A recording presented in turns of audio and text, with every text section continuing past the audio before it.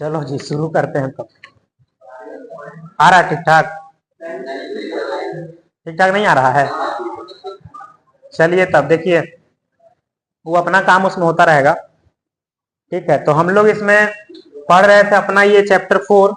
ठीक है, चैप्टर 4 में आप लोगों को इसमें कल हमने देखा था, पहले उसको हम लोग रिकैप कर लेते हैं। ठीक है, जैसे हमने चैप्टर 4 शुरू किया था और इसमें हमने समझना शुरू किया था कि चैप्टर 4 में हमको समझना है एटॉमिक स्ट्रक्चर। ठीक है, और एटॉमिक स्ट्रक्चर में पहले हमने सिलेबस पे नजर डाला था और उसमें देखा था कि पहले हमको कुछ कुछ बेसिक कॉन्सेप्ट सीखना है एटम के बारे में, फिर कुछ कुछ बेसिक कॉन्सेप्ट सीखना है सब एटॉमिक पार्टिकल्स के बारे में, जैसे इलेक्ट्रॉन, प्रोटॉन, न्यूट्रॉन और इनसे जुड़े हुए डिस्कवरीज के बारे में।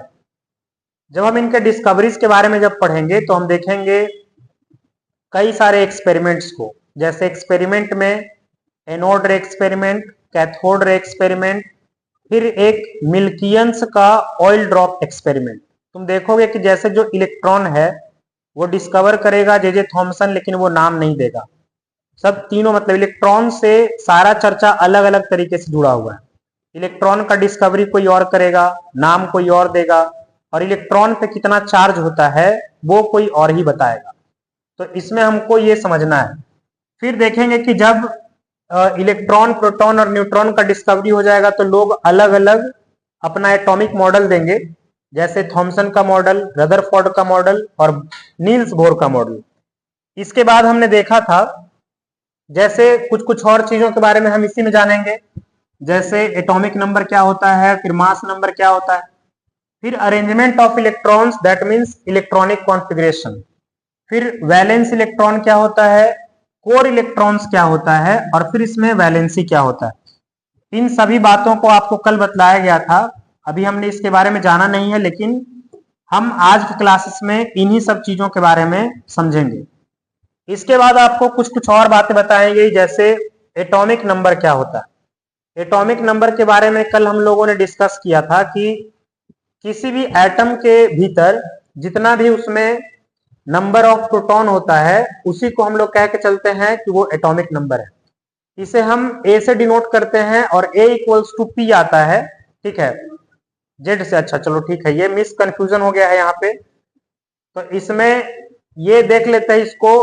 ठीक है, इसको हम लोग फिर जेड से डिनोट करेंगे तो सब कुछ बदल जाएगा, तो ये यहाँ पे आ जाएगा जेड। ठीक है, तो जेड इक्वल्स टू फिर पी होने लगेगा। ठीक है, और जब मास नंबर आएगा तो फिर मास नंबर को फिर हम यहाँ ए से डिनोट करेंगे। मास नंबर को हम यहाँ ए से डिनोट करेंगे तो फिर A equals to Z plus N हो जाएगा, A equals to Z plus N हो जाएगा, फिर ये भी बदल जाएगा। फिर इसमें जेड नीचे आ जाएगा और ए चला जाएगा कहां, ऊपर चला जाएगा। ठीक है, तो इसमें देखोगे कि यहां पे अब देखें अगर तो हम इसको जेड से डिनोट करते हैं और जेड ये बताएगा एटॉमिक नंबर। अगर किसी भी एटम का अगर हम एटॉमिक नंबर के बारे में बात करते हैं कि किसी भी एटम का, जैसे हमने एग्जांपल लिया था कि सोडियम का अगर एटॉमिक नंबर 11 है, इसका ये मतलब है कि इसमें नंबर ऑफ प्रोटॉन्स 11 है।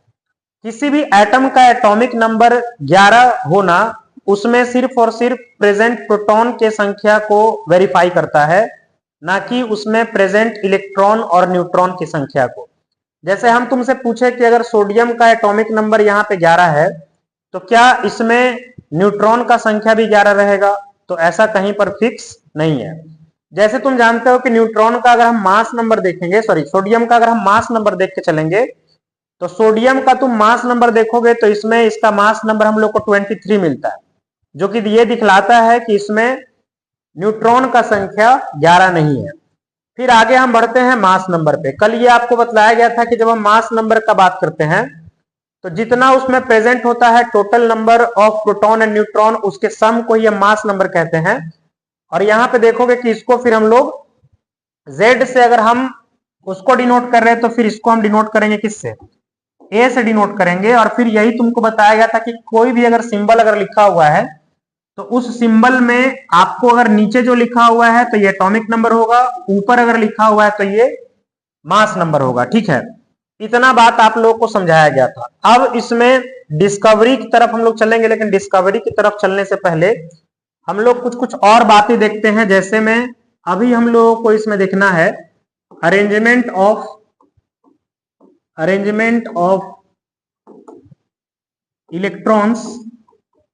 Electrons in different cells. इसको हम लोग दूसरे भाषा में इलेक्ट्रॉनिक कॉन्फ़िगरेशन भी कहते हैं। आपसे अगर पूछा जाए कि इलेक्ट्रॉनिक कॉन्फ़िगरेशन क्या होता है, तो इलेक्ट्रॉनिक कॉन्फ़िगरेशन में आपको बात यही ध्यान रखना है कि देखिए, अगर हम किसी भी एटम को देखें तो किसी भी एटम के भीतर काफी सारे शेल्स होते हैं। जैसे मान के चलो हम एक अगर एटम का स्ट्रक्चर ले ले, ठीक है, तो इसके भीतर अगर आप देखोगे तो काफी सारे शेल्स होंगे। जैसे मान लो एक ये कोई भी एटम है, सोडियम पोटेशियम कुछ भी हो सकता है। तो पहले हम एक बेसिक सा स्ट्रक्चर बना लेते हैं ऐसे, मान लो ये न्यूक्लियस है, फिर और भी इसमें हम कुछ कुछ बना लेते हैं, एक और शेल बना लेते हैं। तो किसी भी अगर हम एक एटम में देखें तो किसी भी एटम में तुम अगर देखोगे तो यहाँ पे डिफरेंट डिफरेंट उसमें शेल्स होते हैं, और डिफरेंट डिफरेंट शेल्स में इलेक्ट्रॉन कैसे मौजूद होते हैं उसके अरेंजमेंट को ही हम लोग इलेक्ट्रॉनिक कॉन्फ़िगरेशन कह के चलते हैं। जैसे ही इसका मतलब आपसे पूछा जाए कि इलेक्ट्रॉनिक कॉन्फ़िगरेशन से आप क्या समझते हो, तो आपको यही कहना है कि किसी भी एटम के डिफरेंट शेल के सब शेल में जो इलेक्ट्रॉन्स का अरेंजमेंट है उसको हम लोग कह के चलते हैं इलेक्ट्रॉनिक कॉन्फ़िगरेशन। अब यहाँ पे कुछ कुछ बातें और हम लोगों को जाननी जरूरी है। जैसे अगर इलेक्ट्रॉनिक कॉन्फ़िगरेशन के बारे में अगर हम पढ़ेंगे आगे की तरफ जब हम जाएंगे तो देखोगे कि नील्स बोर जब एटॉमिक मॉडल देगा तो वो बतलाएगा कि अगर ये पहला सेल है तो पहले सेल को हम लोग के से जानते हैं, दूसरा सेल अगर आएगा तो दूसरे को हम एल से जानते हैं, तीसरे को हम एम से, और मान के चलो अगर कोई एक और सेल है तो उसको फिर हम लोग एन के नाम से जानेंगे। तो जैसे उसने नाम देना शुरू किया, के से ही नाम देना शुरू किया, तो जब हम इसमें देखेंगे अगर हम आगे बढ़ जाएं तो फिर इसका जो देखोगे नाम, इसका फिर के एल एम एन आएगा ये, ठीक। और उसके हिसाब से अगर हम देखें तो वो कहता है क्या कि अगर कोई भी अगर एटम है तो उस एटम के जितने सारे भी शेल्स हैं इन सभी शेल्स का कह लो कि एनर्जी लेवल फिक्स होता है। मतलब कहने का मतलब कि इसमें नंबर ऑफ इलेक्ट्रॉन्स फिक्स होता है।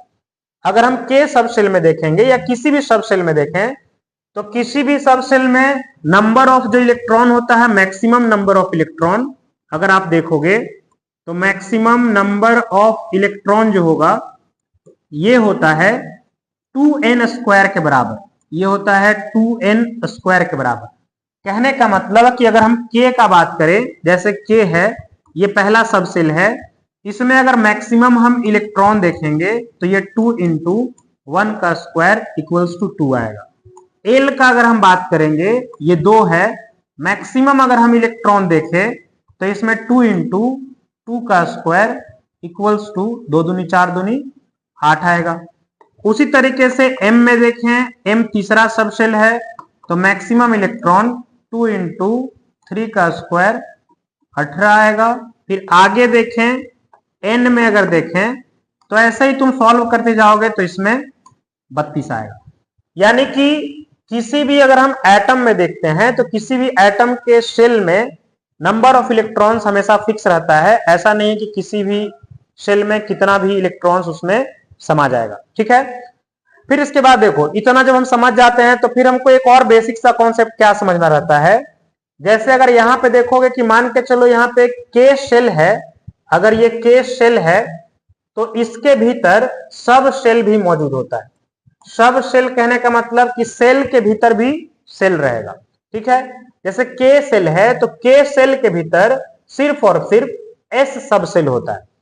अगर हम बात करेंगे एल का तो एल के भीतर अगर देखोगे तो एस सब सेल के साथ साथ पी सब सेल भी होता है।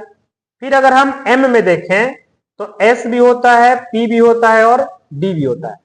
फिर उसी तरीके से अगर हम एन में देखें तो इसके भीतर एस, पी, डी और एफ होता है। आगे की तरफ हम अगर बढ़ते जाएंगे तो ये सब सेल का संख्या बढ़ता चला जाएगा, लेकिन हम लोग को इतना ही डील करना रहता है, ठीक है। अब अगर इसमें हम देखेंगे, मान के चलो कि पहले सेल में देखेंगे तो पहले सेल में सिर्फ और सिर्फ एस है, दूसरे सेल में देखेंगे तो एस और पी दोनों है, तीसरे में देखेंगे तो एस, पी और डी है, चौथे सेल में देखेंगे तब N है, ठीक है। और S P और D F है, चौथे सेल में S P D और F है। अब इन सभी सेल्स में, सब सेल्स में इलेक्ट्रॉन का अरेंजमेंट कैसे होता है, इस चीज को डील करने के लिए हम लोग देखते हैं इसमें कि एक कह लो कि इंसान है जिसका नाम है ऑफ बाउ नाम है, ठीक है। और इसके लिए हम लोग डिफरेंट सेल में कैसे इलेक्ट्रॉन का अरेंजमेंट होता है, इसके लिए हम लोग ऑफ बाउ प्रिंसिपल को समझते हैं। ऑफ बाउ प्रिंसिपल क्या कहता है, थोड़ी देर में समझ में आ जाएगा। ये बतलाता है कि डिफरेंट डिफरेंट सब सेल में इलेक्ट्रॉन का अरेंजमेंट कैसे होकर के चलेगा। और इसी के हिसाब से तुमको पहले, इसके पहले ही बतलाया गया, जैसे अगर पहले सेल में देखेंगे तो सिर्फ और सिर्फ एस सब सेल होता है, दूसरे में देखेंगे तो एस भी होता है, दूसरे में पी भी होता है, तीसरे में अगर देखेंगे तो तीसरे में एस भी होगा, तीसरे में पी भी होगा, इसमें डी भी होगा, चौथे में देखेंगे तब एस भी होगा, फिर चौथे में पी भी होगा, फिर डी भी होगा और फिर एफ भी होगा। पांचवें में अगर देखें तो एस भी होगा, फिर इसमें देखोगे तो पी भी, फिर अगर देखें तो इसमें डी भी, फिर इसमें देखें तो एफ भी होगा।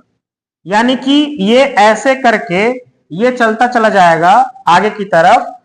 अगर हम छठे में चले जाएंगे तो छठे में भी देखोगे कि सिमिलरली इसी तरीके से और भी बनता चला जाएगा। तो मान के चलो इसको हम लोग यहां से इसको मिटा करके 6 कर देते हैं, ठीक है, 6 हो जाएगा। फिर अगर इसको भी देख लें तो 6 में, यहां पर भी 6 में भी पी रहेगा तो यहां पर भी 6 कर देते हैं, यहां पर भी इसको भी 6 कर देते हैं, इसको भी हम लोग 6 कर देते हैं। इसी तरीके से और नीचे अगर आएंगे तो 7वें में भी फिर उस तरीके से चलेगा। ऑफ बाउ प्रिंसिपल के हिसाब से वो क्या कहता है, देखो ऑफ बाउ प्रिंसिपल कहता है कि इलेक्ट्रॉन जो है किसी भी एटम में, इलेक्ट्रॉन चूंकि पहले सेल से ही भरना शुरू होगा तो सबसे पहले वो भरेगा पहले सेल के एस सब सेल में, फिर उसके बाद दूसरे सेल के एस सब सेल में, फिर अगर हम आगे बढ़ेंगे तो दूसरे सेल के पी सब सेल में, फिर एस सब सेल में, फिर ऐसे ही करके तुम देखोगे कि ये ऑफ बाउ प्रिंसिपल का ये दिया हुआ है कि डिफरेंट डिफरेंट सेल के सब सेल में इलेक्ट्रॉन जो है कैसे फिल होकर के चलता है। और इसको अगर हम यहाँ पे लिख ले अब साइड करके, ठीक है, इसको अगर साइड करके हम यहाँ पे अब लिख ले कि कैसे ये भर रहा है, तो तुम देखोगे कि पहले में आएगा यहाँ पे 1s आएगा, फिर देखोगे कि 2s आएगा, फिर देखोगे 2p आएगा, फिर देखोगे 3s आएगा, फिर 3p आएगा, फिर इसके बाद देखे तब 3p के बाद देखोगे 4s आएगा, 4s के बाद देखे तब 3d आएगा, 3d के बाद देखे तब 4p आएगा और 4p के बाद देखे तब 5s आएगा। और अगर हम आगे बढ़ते जाए तो 5s के बाद देखोगे तब 4d आएगा, फिर इसके बाद 5p आएगा, फिर इसके बाद 6s आएगा, फिर इसके बाद 4f आएगा, 5d, 5d के बाद 6p, 6p के बाद 7s। तो ऐसे हम देखते हैं कि अगर हमको इतना याद रहता है, हम लोगों को इतना याद रहता है, तो फिर हम लगभग कितना भी कह लो कि एटम का हम लोग इलेक्ट्रॉनिक कॉन्फ़िगरेशन लिख सकते हैं। समझ रहे हो, इतना हम लोगों को याद रखना पड़ता है किसी भी एटम का इलेक्ट्रॉनिक कॉन्फ़िगरेशन लिखने के लिए। अब इसको याद करने के लिए हम लोग के पास अलग अलग तरीके हैं, ठीक है। अगर तुमको इसको याद करना है तो तुम्हारे पास इसको याद करने के लिए अब अलग अलग तरीके हैं। एक तरीका हम लोग के पास अब ऐसे है, देखो इतना लंबा चौड़ा याद करना पॉसिबल है नहीं, तो इतना लंबा चौड़ा अगर हमको याद करना ही अगर है तो हमको कुछ ना कुछ निमोनिक्स बनाना पड़ेगा। निमोनिक्स कहने का मतलब कि ताकि हम लोग को ये चीज याद हो जाए। देखो जैसे ये सीक्वेंस है तो सीक्वेंस में हमको एकदम ठीक सीक्वेंस में ही रखना है, ठीक है। अब सीक्वेंस में रखने के लिए हम लोग इसमें देखते हैं कि पहले कुछ निमोनिक्स बनाते हैं। जैसे देखोगे कि यहाँ पे पहले S आ रहा है, फिर S आ रहा है, फिर अगर देखोगे P आ रहा है, फिर S आ रहा है, फिर P आ रहा है, फिर S आ रहा है, फिर देखोगे 2 बार DPS आ रहा है, DPS, फिर एक बार और देखो DPS आ रहा है। एक बार अगर हम और आगे बढ़ेंगे तो फिर FDPS आ रहा है, ठीक है। अब अगर हमको इसको याद करना होता है तो इसको हम लोग याद करने के लिए ऐसे याद कर लेते हैं, स्कूल स्कूल, ठीक है। फिर इसमें देखो थोड़ा सा फनी है लेकिन ऐसे ही याद होगा, ठीक है। ऐसे याद करते हैं, school school, public school, public school, Delhi public school, Delhi public school, फिर दिल्ली पब्लिक स्कूल। हर चीज को तुमको दो दो बार लेके चलना है, ठीक है। जैसे हम स्कूल लेके चले तो स्कूल 2 बार, तो school school, public school, public school फिर 2 बार। दिल्ली पब्लिक स्कूल अगर हम लेके चलेंगे तो दिल्ली पब्लिक स्कूल को फिर हम लोग 2 बार लेके चलना पड़ेगा, तो Delhi public school, Delhi public school, फिर दिल्ली पब्लिक स्कूल। हम ऐसे लेकर के चलेंगे तो हम लोग को याद हो जाएगा। एक और हम लोग इसे याद करते हैं ऐसे कि सो गया सो गया, पीकर सो गया, पीकर सो गया, दारू पीकर सो गया, दारू पीकर सो गया, फिर दारू पीकर सो गया। अब ऐसे अब तुम दारू बना सकते हो, दूध बना सकते हो, ड्रिंक बना सकते हो, कुछ भी, लेकिन डी वहां पे रहना चाहिए। अब डी से तुम कुछ ही बना दो, ठीक है। तो अब जैसे मान के चलो कि तुमको अगर इतना बात अगर समझ में आता है, ठीक है, और तुम अगर याद तुमको हम दिए, जैसे एग्जाम्पल के तौर पर देखो, सुनो, अब एग्जाम्पल के तौर पर तुमको दिया गया कि बाबू तुम कैल्शियम जिसका एटॉमिक नंबर 20 है, इसका तुमको इलेक्ट्रॉनिक कॉन्फ़िगरेशन लिखना है।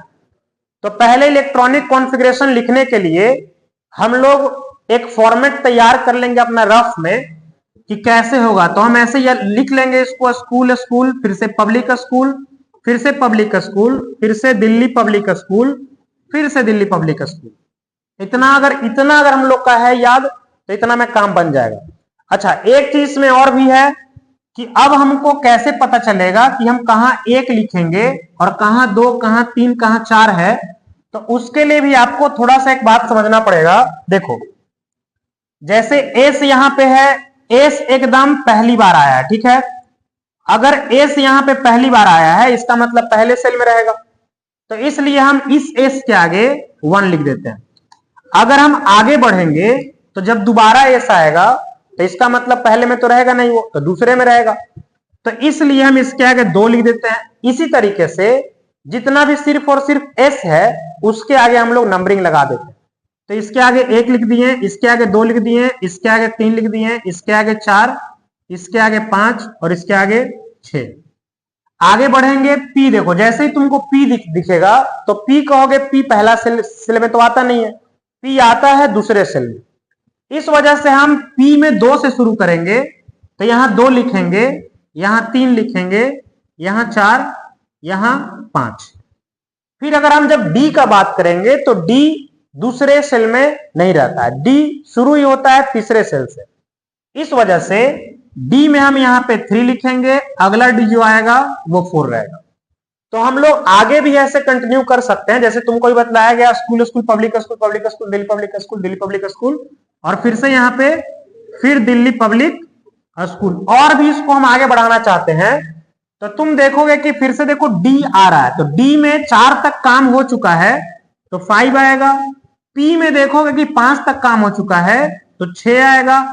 एफ में देखोगे कि एफ अभी कहीं भी नहीं आया, तो एफ शुरू ही होता है कौन से सब सेल में, चौथे सेल में शुरू होता है, और एफ यहां पहली बार आ रहा है इसलिए इसमें हम लोग 4 लिखेंगे। एस देखो, एस कहां तक आ चुका है, 6 तक, तो हम इसमें 7 लिखेंगे। तुम जैसे इतना लिखोगे, इतना लिख करके तुम्हारा पूरा का पूरा फॉर्मेट रेडी है। एक और हम लोग यहां पे देखते हैं कि पहले तुमको बतलाया जा चुका है ये वाला कि एस में 2 इलेक्ट्रॉन अटता है, पी में यहां पे मैक्सिमम 6 इलेक्ट्रॉन अटता है, डी में यहां पे 2 के बाद नहीं 6, ठीक है, यहां पे 10 इलेक्ट्रॉन अटता है, और एफ में अगर देखेंगे तो 14 इलेक्ट्रॉन अटता है। 4 का हम बढ़ाते चले जाते हैं, ठीक। अगर हम अरेंजमेंट देखें एस में, तो एस में तुम देखोगे कि एस का जो स्ट्रक्चर देखते हैं हम, तो एस के स्ट्रक्चर को ऐसे लेके चलते हैं और ऐसे हम कहते हैं कि 2 इलेक्ट्रॉन ऐसे हटेगा एस में, ठीक है।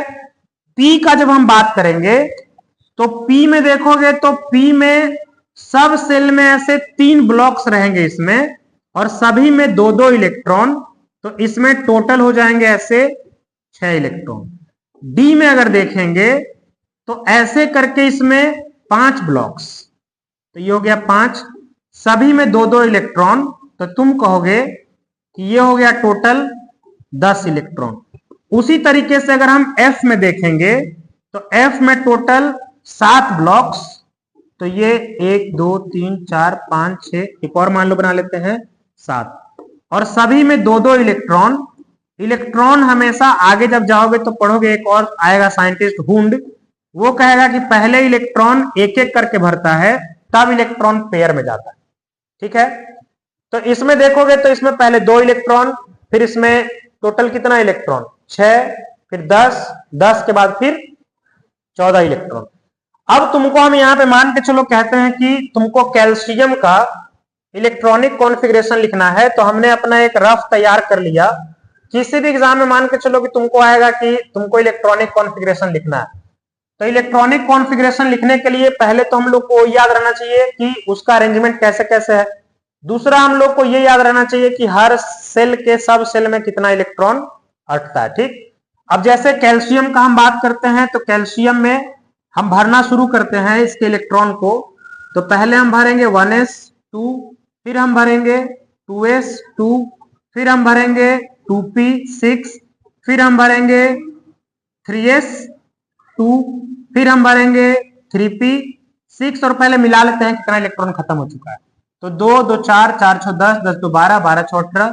इसके बाद 4s शुरू होता है, तो इसमें 2 इलेक्ट्रॉन हम लोग के पास बच रहा है, तो हम लोग इसको ऐसे लिख लेंगे। इसमें तुमको इसको लिखने का हम लोग के पास एक और तरीका है। अगर तुम इसको लिख रहे हो तो देखो, लिखने के लिए हम क्या करेंगे कि पहले सेल में 2 इलेक्ट्रॉन है, तो हम ऐसे 2 लिख लेंगे। दूसरे सेल में टोटल 8 इलेक्ट्रॉन है, तो हम 8 लिख लेंगे। तीसरे सेल में टोटल 8 इलेक्ट्रॉन है, तो 8 लिख लेंगे। और चौथे सेल में सिर्फ और सिर्फ 2 इलेक्ट्रॉन है, तो हम उसका इलेक्ट्रॉनिक कॉन्फ़िगरेशन या तो ऐसे या तो ऐसे लिख लेते हैं। एक और बात इसमें जानना जरूरी क्या है कि अगर हम यहां से लेकर के यहां तक देखें, तो ये एक नोबल गैस आर्गन का ये इलेक्ट्रॉनिक कॉन्फ़िगरेशन है। इस वजह से अगर हमको इसका इलेक्ट्रॉनिक कॉन्फ़िगरेशन मान के चलो लिखना है, तो लिखने के लिए हम इसको ऐसे लिख लेते हैं, आर्गन पहले ही 18 तक खत्म हो गया, और इसके बाद क्या चीज, तो 4s2।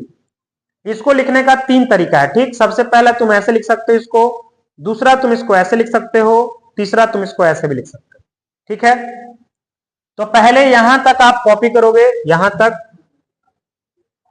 कहां से, यहां तक हम लोग लिख चुके थे पहले से।